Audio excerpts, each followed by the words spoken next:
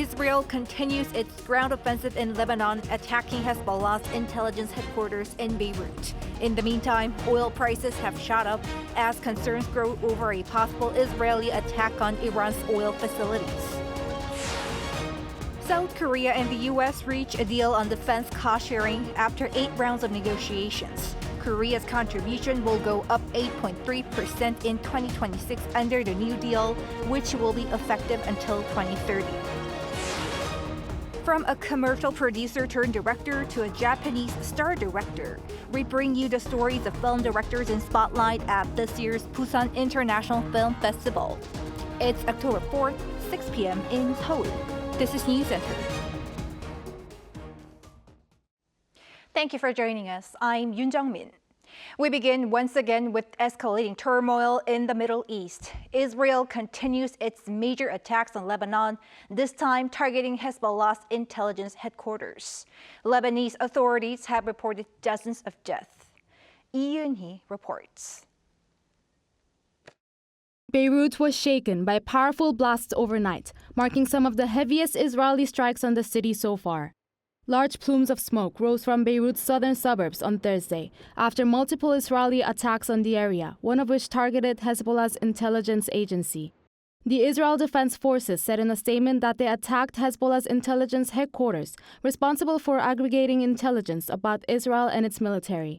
This follows Israel's airstrike on an apartment in a central area of the city that left at least 9 people dead. According to the Lebanese Health Ministry, more than 35 have been killed and more than 150 wounded in bombing attacks across the country in the past 24 hours. Israeli media reports suggest that Hashem Safiaddin was a possible target, a prominent figure in Hezbollah and a cousin of Hassan Nasrallah, former leader who died recently from an Israeli airstrike. He is viewed as a potential successor of Hezbollah, and Israel is working to eliminate anyone associated with it. We are very determined to destroy this infrastructure and kill whoever is there. We will not allow Hezbollah to settle in these places in the future. The severe damage to Hezbollah in all areas in Beirut, in the Lebanon Valley, and South Lebanon will continue. Reports say that the Israeli military has ordered residents of 20 southern towns in Lebanon to evacuate immediately, signaling a possible escalation in their ground operations. The civilian nightmare that started in Gaza has now expanded to Beirut, where people face the looming threat of an Israeli strike on their country. In southern Lebanon, 37 health facilities have been closed, while in Beirut, 3 hospitals have been forced to fully evacuate staff and patients, and another 2 were partially evacuated. The World Health Organization reported that almost 30 health workers in Lebanon were killed in the past day and called for a ceasefire. Yoon, Arirang News. Staying on the international front, U.S. President Joe Biden says his administration is in discussions over Israel's possible attack on Iran's oil facilities. This has led to a surge in oil prices. Cha Yoon has more. U.S. President Joe Biden said on Thursday local time that his government is in discussions over supporting Israel striking Iran's oil facilities. Before leaving the White House en route to Florida to the area hit by Hurricane Helene, when President Biden was asked what if he would support Israel attacking Iran's crude facilities, Biden said that the government is discussing it. Later, the State Department said that the administration was still in talks with Israel and believed that no decision had been made yet. On the political front, eyes are on Biden's unclear stance, since President Biden has previously said he would not support Israeli strikes on Iranian nuclear facilities.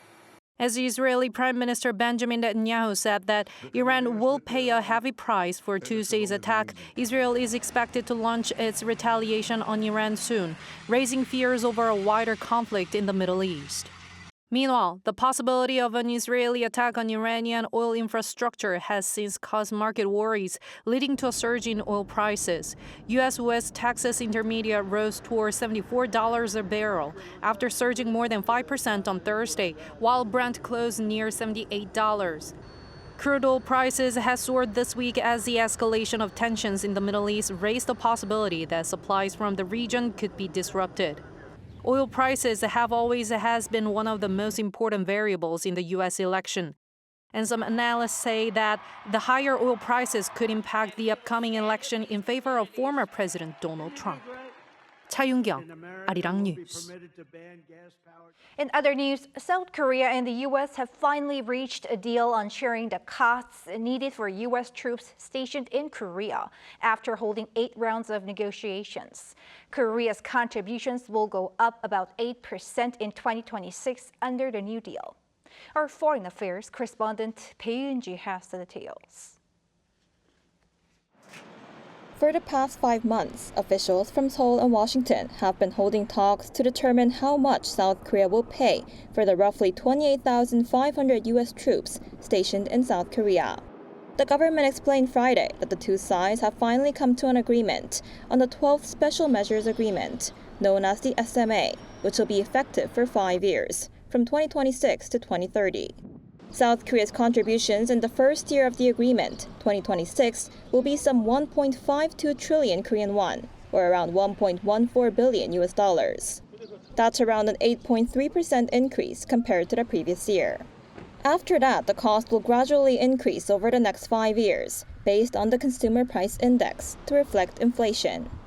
According to the Korea Development Institute, CPI in 2024 is projected to be around 2.4%. and 2% in 2025. So if the cost increases by 2% every year, South Korea will be paying around 1.67 trillion Korean won, an increase of 19.5% compared to 2025. Applying the Consumer Price Index greatly benefits South Korea as the current SMA, effective until next year, applies the Korean government's increase in defense spending when it comes to determining the increase rate, which is around 4 to 5%.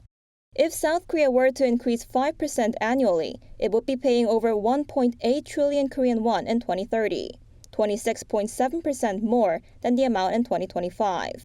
Seoul's foreign ministry said the two sides have also agreed to set a maximum limit to the annual increase rate so that it will not go over 5%.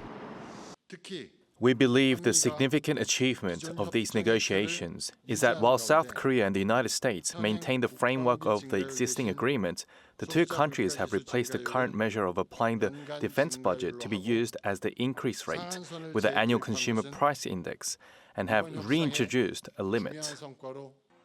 The latest decision comes amid speculation that South Korea has been seeking to reach an agreement before the U.S. presidential election to apparently avoid tough bargaining in case the country's former President Donald Trump returns to the White House, who earlier demanded a 5-fold increase, calling on Seoul to pay nearly $5 billion. Bae-Eun-ji, Arirang News.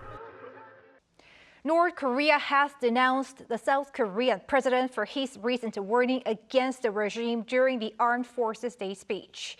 Its leader Kim Jong-un also threatened to make use of any force, including nuclear weapons, if the regime's sovereignty is breached. Our Kim Bo-kyung explains what's behind its intention. An abnormal man and a puppet. That is what North Korean leader Kim Jong-un called South Korean President Yoon during his visit to a training base of the North's Special Operation Units on Wednesday. According to the North state-run Korean Central News Agency, Kim said, quote, Puppet Yoon gave a long-winded speech full of anti-North sentiment, and based on how he boasted of an overwhelming military response at the doorstep of a state possessing nuclear weapons, one gets to question whether he is a person of sound mind. This is the first time in about 2 years that Kim has strongly criticized Yoon without addressing him as president. The last time he called him directly as Yoon was in July 2022 during a speech marking the 69th anniversary of the armistice. Kim's remarks come after Yoon delivered a speech during Tuesday's Armed Forces Day ceremony, where he stated Pyongyang would face the end of its regime should it try to use nuclear weapons, warning of a resolute and overwhelming response from the South Korea-U.S. alliance. An expert says it is indeed quite rare to describe a country's leader in such words, and these words have intentions. Kim is trying to demonstrate that his leadership is superior to Yoon's in terms of the inter-Korean system competition and to strengthen internal unity within the regime. Kim also described North Korea as a nuclear-armed state and a nuclear power, adding that if U.S. and South Korea alliance intrudes the regime's sovereignty, it will not hesitate to deploy all disposable offensive forces, including nuclear weapons. North Korea is using such words as propaganda tools to show it has the upper hand in the inter-Korean relationship, at least in terms of possessing a nuclear strategy, maintaining strong regime unity, and claiming that their leadership is far superior. Meanwhile, the defense ministry called Kim's remarks absolutely unacceptable and added that Pyongyang would not be able to gain anything from developing nuclear missiles. Saying that any nuclear provocation will lead to the end of regime, the ministry urged the North to stop all actions that threaten peace and stability on the Korean peninsula. Kim Bo-kyung, Arirang News. North Korea has resumed its floating of waste-carrying balloons into South Korea, launching some 320 such balloons until this afternoon. Seoul's Joint Chiefs of Staff warned of balloons landing within the Greater Seoul region, urging members of the public to take caution and to refrain from direct contact with the fallen debris. Earlier last week, the South Korean military warned North Korea of stern countermeasures should its floating of balloons threaten public safety or should it cross a line. Details of the potential response measures were not disclosed.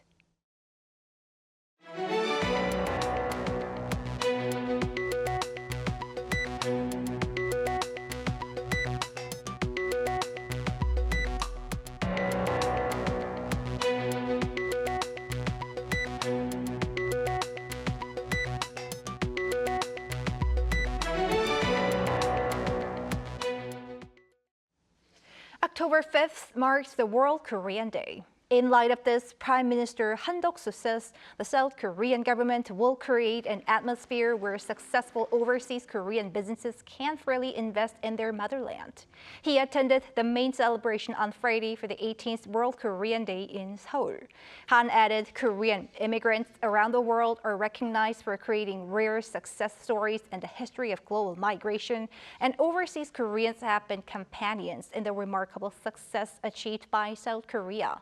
Han, emphasizing the Overseas Koreans agency kicked out last year, said the government will ensure that the next generation of ethnic Koreans can maintain their identity and pride as Koreans through history and language education. The National Assembly today voted against approving 3 opposition-led bills that were vetoed by President Yoon 2 days ago.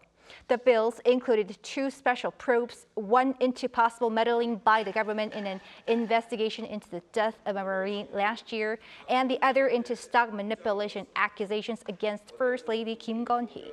The third bill requires the central government to financially support the distribution of vouchers by local governments. The main opposition Democratic Party plans to reintroduce the bills next month. Elsewhere, Ukrainian forces targeted a Russian radar station using long-range missiles provided by the U.S. Yoon has the latest.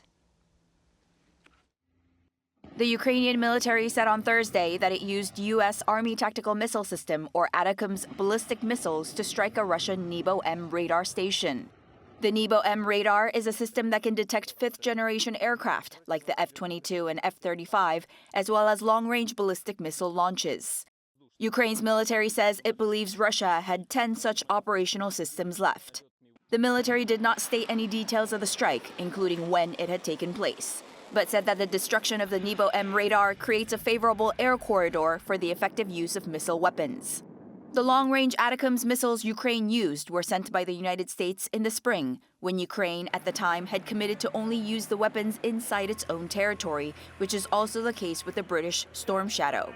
In the past months, Ukrainian President Volodymyr Zelensky has been urging Western allies to let Ukraine fire their supplied long-range missiles deep into Russia. Washington has not suggested any change in its position of not lifting restrictions. Meanwhile, NATO's new Secretary General Mark Rutte, who took office on October 1st, vowed in his first speech in the post to help reinforce Western support for war-ravaged Ukraine. And just 48 hours after taking over NATO leadership, Rutte made an unannounced visit to Kyiv, where he pressured Western countries to lift their restrictions on Ukraine's use of advanced weapons to defend their country. This comes ahead of a crucial meeting of Ukraine-supporting leaders set to be led by U.S. President Joe Biden on October 12th. Rutte added he could work with whoever is elected president of the United States in November. Yoon, Arirang News. Meanwhile, over in Taiwan, a strong typhoon swept into the country and relief operations are underway. Lee Seung-jae has more. Cargo containers loaded at a port in Taiwan were being tossed around like fallen leaves. Shop windows were completely torn off, unable to withstand the powerful winds brought by Typhoon Krathon. The 18th typhoon of the season, Krathon made landfall in Kaohsiung City in southwestern Taiwan on Thursday. Despite the typhoon weakening upon landfall, winds of up to 140 kilometers per hour slammed the island, damaging power lines and causing 100,000 households to lose power. Schools and workplaces were closed all over the island, while domestic flights were also suspended. More than 10,000 residents were forced to evacuate. The Taiwanese authorities say at least 2 people are dead, while 210 people were injured. 1 person is reported missing. The slow-moving typhoon is causing more damage to the affected areas, while causing flooding in some parts of Kaohsiung. However, the typhoon is forecast to move northward and weaken further into a tropical depression by Friday, bringing rain to neighboring countries, including here in South Korea. The Kaohsiung local government has been especially careful in its disaster preparations after Typhoon Thelma killed 37 people in 1977.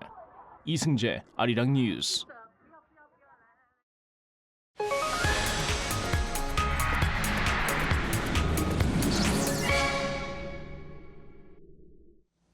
This week, we're back with our All Arts and Culture segment, continuing our coverage of the 29th Busan International Film Festival.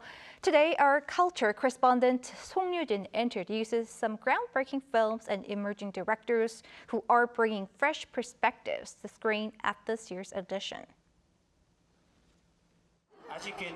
When the Busan International Film Festival began 28 years ago, its goal was to become the top film festival in Asia and introduce Korean cinema to the world. But as the festival grew, so did its vision. Today, BIFF is a hub for Asian films to connect with global audiences, bringing unknown talents like Korean-American director Soo Kim into the spotlight. Kim, a former television commercial producer, made her directorial debut in 2020 with a documentary that earned her a Peabody Award nomination. Her film, The Last of the Sea Women, showcased at this year's BIFF, tells the story of South Korea's female divers, the Haenyeo, a community Kim has admired since childhood.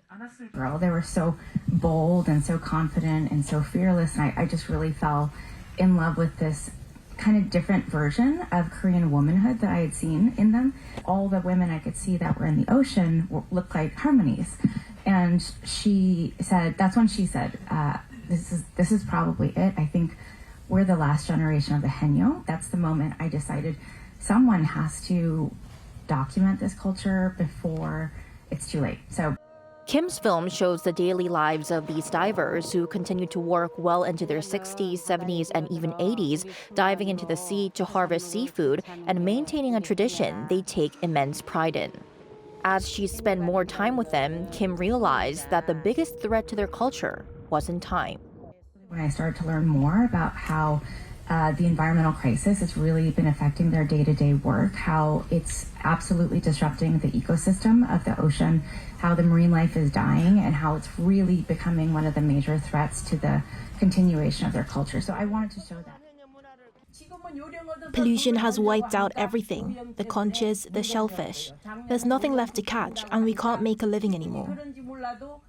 Another director whose dream came true at this year's BIFF is Yutaka Matsushige, best known for starring in the hit Japanese drama Solitary Gourmet. The film adaptation of the same show, which made its world premiere at this year's BIFF, marks his first appearance as a filmmaker.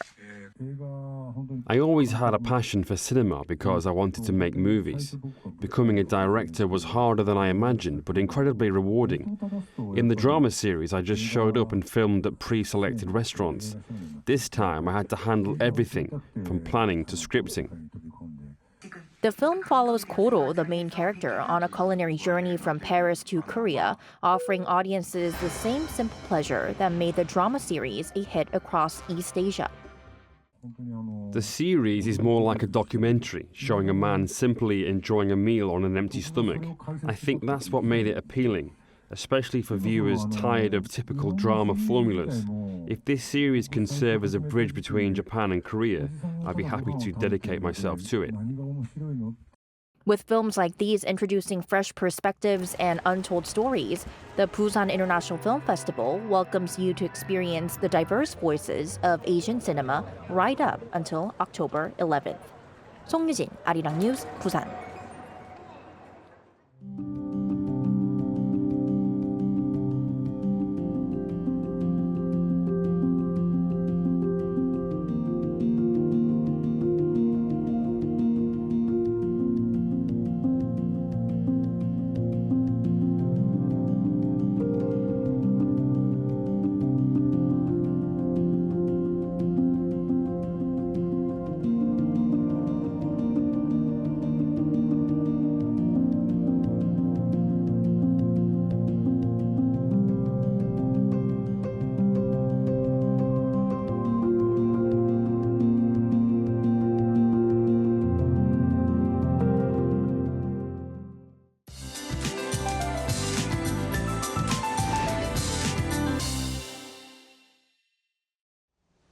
Today, the weather is clear across the country. Tomorrow, this clear autumn weather will continue. The daytime temperature will rise to 25 degrees Celsius in Seoul, so it will feel cool. However, the daily temperature difference is more than 10 degrees, so you will need to have a jacket handy. Rain is forecast in most areas except for Seoul and northern Gangwon-do province on Sunday. The amount of rain is up to 40 millimeters on Jeju Island and 5 to 20 in the southern parts of the country, so it won't be much. However, the wind will be strong with rain around the coastline, so the waves will also be high. Tomorrow, Seoul and Gwangju will start off at 13 degrees. Highs will move up to 25 in Seoul, Gwangju, Daegu, Gyeongju, and Jeju. On Sunday and Monday, temperatures will drop slightly due to rain. However, after that, clear skies will come back nationwide. That's all for Korea. Here are the weather conditions around the world.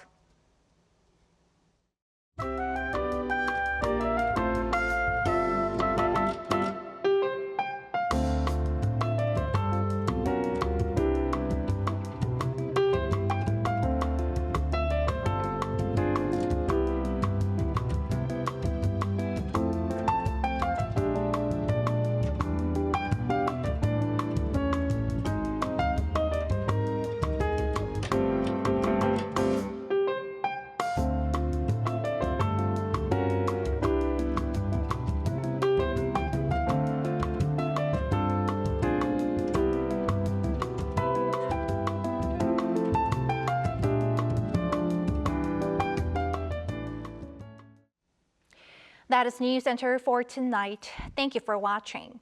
From next week, Newscenter will be coming to you live at 8 p.m. Korea time. Do stay tuned and have a great weekend.